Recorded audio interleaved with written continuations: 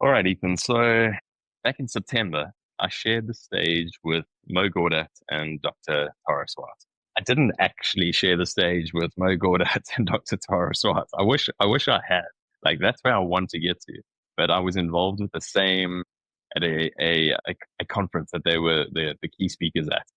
It was called the Mind Matter Summit here in Cape Town. And they were the two main draw card speakers on day one of this event. An amazing event sponsored by Cipla and sponsored by Multiply here in SA, organized by an absolute dynamo of a young lady named Kanchana Mudlia. And day one was all about these key speakers. Day one was in a big auditorium at the CTICC. And day two was about an immersive experience. It was really getting the attendees from the event to step into this world of wellness. It was called Mind Matters, and it was really about how do we improve mental wellness as a core foundation of that. And what it was, where there were four areas around Cape Town where attendees then went and immersed themselves fully into one of these different areas. My area was called the stretch area, and not to go and stretch your muscles, but to really go and push yourself. And what I got to do was I hosted a 20-minute talk on the topic of misogi, which you and I have spoken about before. Traditionally, misogi is the Japanese ritual of sitting under a cold waterfall, but more and more what it gets spoken at, how it's used today and what it's spoken about is to really push ourselves to do something physically challenging once a year. Two rules that go with it that should be 50% unachievable and just don't die. Welcome to King Moves. In chess, the king moves one step at a time, but that single move can change everything. Each week, we explore mindset shifts and simple actions that could lead to the next breakthrough in your business and life. I'm your co-host, Ethan King, from Atlanta, Georgia, USA. Entrepreneur, TEDx speaker, and best-selling author of Wealth Beyond Money. And I'm your co-host, Justin King, no relation to Ethan, from Cape Town, South Africa. Entrepreneur, speaker, and business growth strategist. Our journey crosses continents and cultures as we think out loud, challenge assumptions, and uncover the small moves that create big momentum. Welcome to King Moves. Let's start the conversation. Two rules that go with it that should be 50% unachievable and just don't die. That's the hardcore misogi lovers. That's what they speak about. So I had this 20-minute slot where I spoke about it to the attendees, which was amazing, really, really well received. Loved the principle of misogi, loved the idea of getting to choosing something hard before that hard thing chooses you. So leaning into some discomfort so that we can stack the evidence of our capability to take on other things in life. And what I really loved about the way we structured it was I did the intro, we did this 20-minute talk. People got to visualize and think about what this misogi for them would be. And the misogi is relative to everyone. So one person might say that they're wanting to climb Kilimanjaro. Another person might say that they're just wanting to do a 3-kilometer walk. It's all okay. It's relative to each individual. And once we had done that, we got them to do a breathwork exercise. And that was from Dream Fuel. They recorded an amazing breathwork, which was based on the hero's journey. And we had this breathwork exercise that was now allowing people to visualize themselves going on this hero's journey with the premise of it being this misogi that they were undertaking and really truly experience and have a visceral experience, really feel it in their body, what it would be like to accomplish this thing. It's much like an Olympic athlete visualizing what it feels like to win a gold medal and stand on that top of that podium. And they went through this exercise. Once we were done with the breath work, now the challenge was to kind of get people to step into doing something difficult.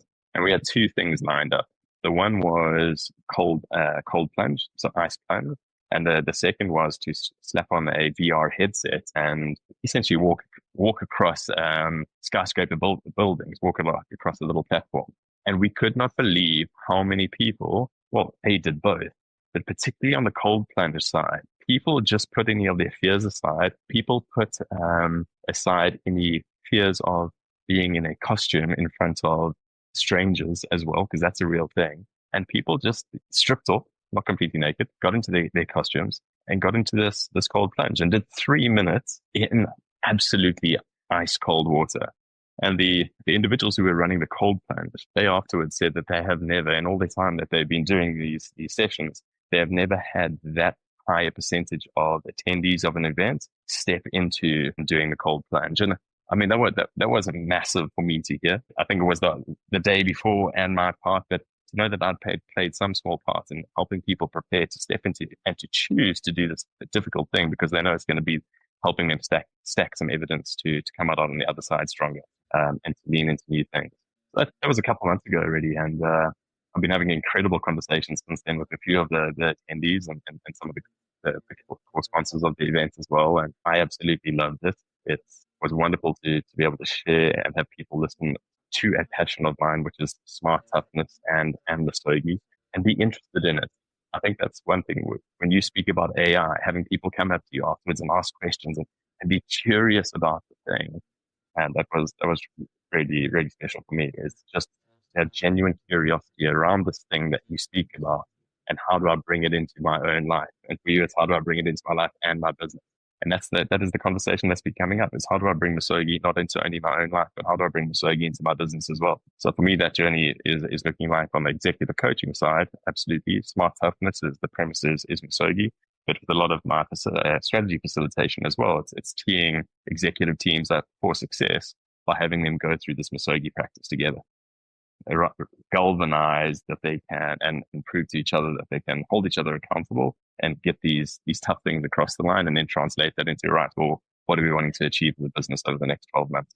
So yeah, wonderful experience. And I'm going to say that I shared the stage with Mo and Tara, although it was on proximity, not the actual stage. Well, let me correct you one thing. Mo got to share the stage with you, Justin. That's the reality of it. And I'm serious. Now think about this. First of all, the beauty of what you did is you gave people a taste of it, right? A misogi, like your misogi was running 10 marathons in 10 days. Like, you're not going to take a breakout audience and go do that.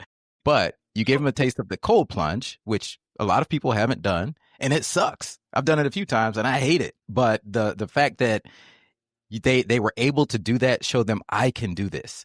The fact that they were able to strap on the VR headset and walk around the top of a skyscraper, that gives them a taste of, I can do this. So what will that grow into later in their lives? In your session, probably impacted them more than sitting in a keynote and listening to Mogadot predict the future, which he may be 50% wrong on. So it takes no effort to sit in a keynote.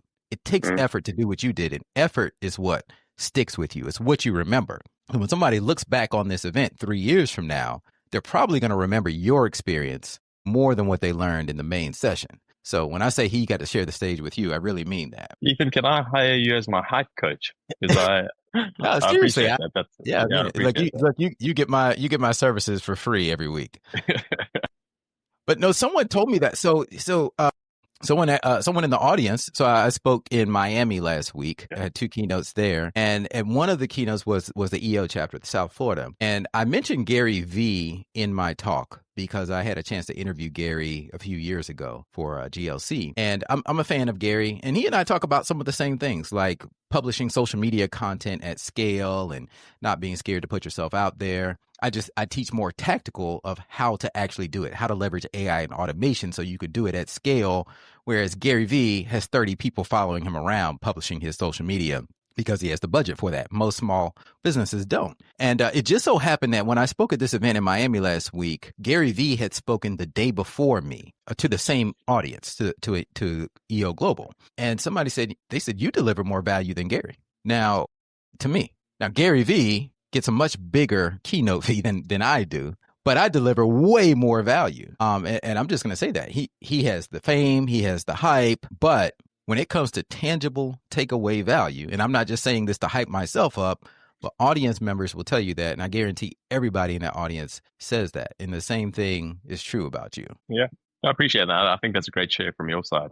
And part of that, what that comes down to is just how far removed you feel from somebody who has become this massive success in the media, right? Because that you feel 100 points removed from them, whereas it's not maybe relatable. They feel 30 exactly. They feel 30 points removed from you. And when I jumped onto the stage compared to Mo, probably 10 points removed from me compared to 1,000 points removed from as an example. It's so much more relatable. And if that person can do it, oh well, then I definitely can. But if this person that's a monster in the media can do it, well, that's because they've got this and they've already had the success and they've got money and this, and I'll never be able to. So it's a very valid point that you make, and something that I think imposter syndrome maybe makes you lose sight of at times. To be fair. Yeah, true.